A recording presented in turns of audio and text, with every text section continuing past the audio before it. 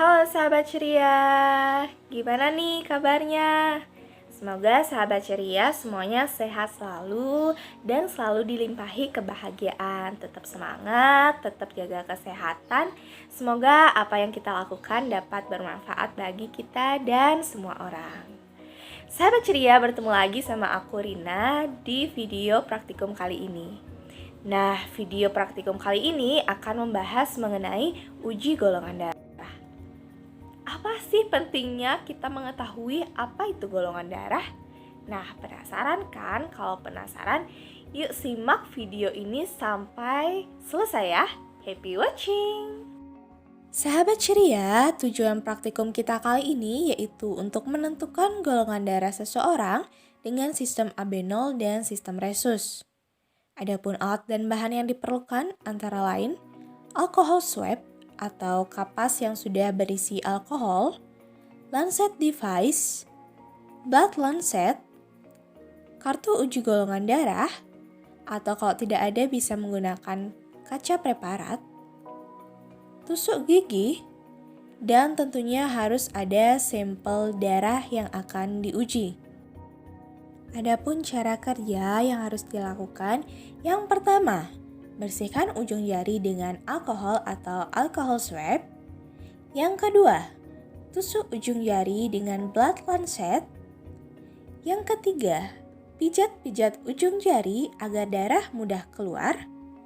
Yang keempat, letakkan sampel darah pada 4 bagian bulatan kartu uji golongan darah. Yang kelima, bersihkan kembali jari bekas tusukan dengan kapas yang berisi alkohol. Dan yang keenam, berikan setetes serum sesuai dengan nama pada bagian kartu uji golongan darah. Yang ketujuh, aduk perlahan agar serum tercampur rata dan bereaksi dengan sampel darah. Dan yang terakhir, kering anginkan, tunggu beberapa saat dan amati perbedaannya. Sahabat ceria, sebenarnya apa sih fungsi dari adanya penggolongan darah? Kenapa harus digolong-golongkan ya?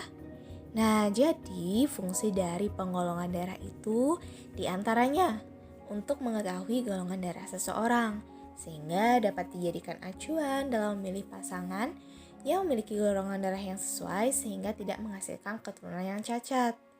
Dan juga dalam membantu transfusi darah, sehingga kebutuhan transfusi darah baik sebagai pendonor ataupun resipien. Fungsi dari penggolongan darah diantaranya juga menghindari penyakit tertentu seperti hemolisis. Hemolisis ini merupakan pecahnya membran eritrosit sehingga hemoglobin bebas ke dalam medium sekelilingnya. Yang selanjutnya dapat membantu memantau program diet. Beberapa orang di dunia ini dengan golongan darah tertentu ada yang perlu membatasi asupan karbohidratnya. Apabila tidak, resiko super obesitas dapat terjadi di dalam dirinya karena kondisi jenis dan jumlah karbohidrat yang tidak cocok dengan golongan darahnya. Dengan mengetahui golongan darah, maka bisa memantau program dietnya. Yang selanjutnya untuk mengurangi resiko aglutinasi atau penggumpalan darah. Ada penelitian bahwa golongan darah berinteraksi dengan genetik seseorang untuk risiko trombosit vena yang bisa menyebabkan pembekuan pada darah di organ kaki bawah. Pembekuan darah ini dapat juga mengalir ke organ lainnya seperti paru-paru. Oleh karena itu, penting bagi kita untuk mengetahui apa golongan darah. Lalu, sistem penggolongan darah apa yang harus diperhatikan dalam proses transfusi darah? Nah, sahabat ceria, ada 2 jenis sistem penggolongan darah yang umum dan lumrah diketahui masyarakat. Itu adalah sistem AB0 dan sistem resus. Pada saat transfusi darah, sistem yang umum diperhatikan adalah sistem AB0 karena digunakan oleh orang awam dibandingkan dengan sistem resus yang jarang diketahui oleh masyarakat, sehingga lebih banyak menggunakan sistem AB0. Sedangkan sistem resus jarang digunakan karena resus orang Indonesia kebanyakan adalah positif, sehingga jarang dilakukan tes sistem resus tersebut.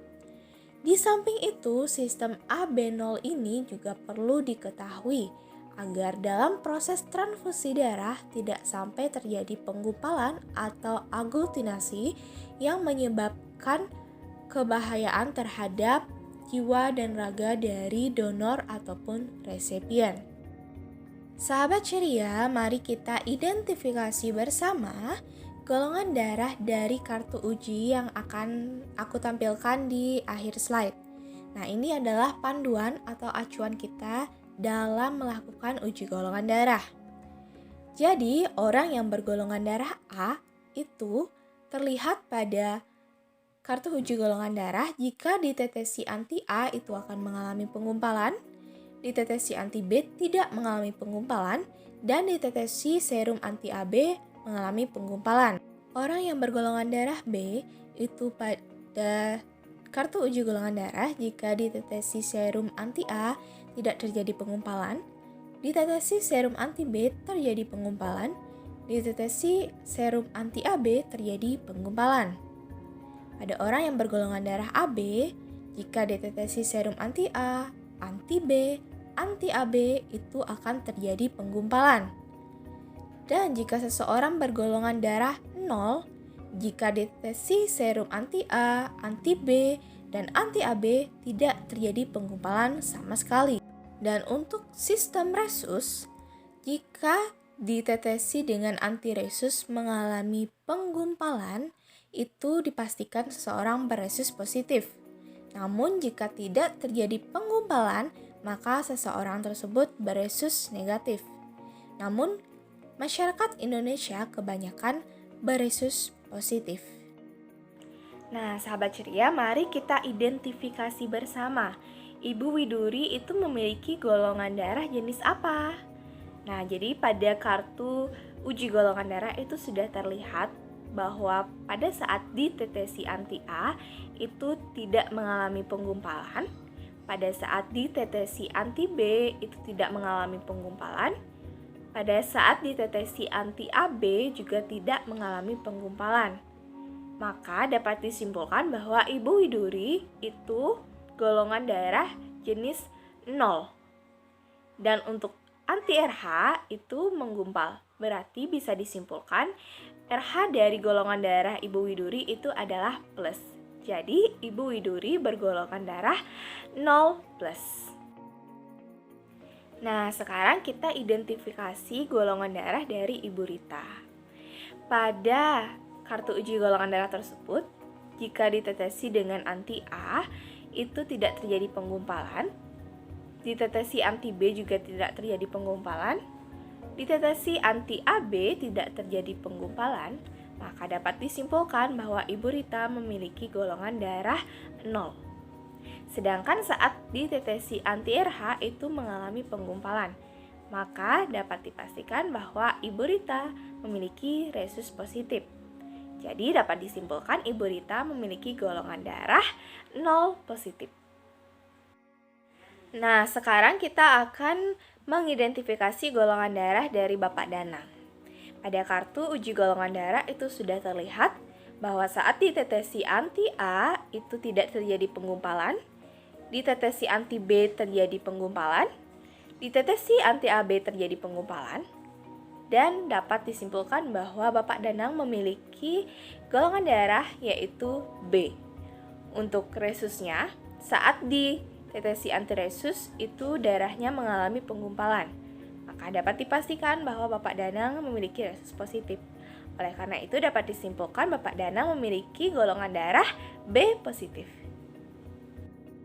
Sekian sahabat ceria video praktikum mengenai uji golongan darah. Semoga video ini dapat bermanfaat dan dapat memberikan ilmu baru kepada sahabat ceria.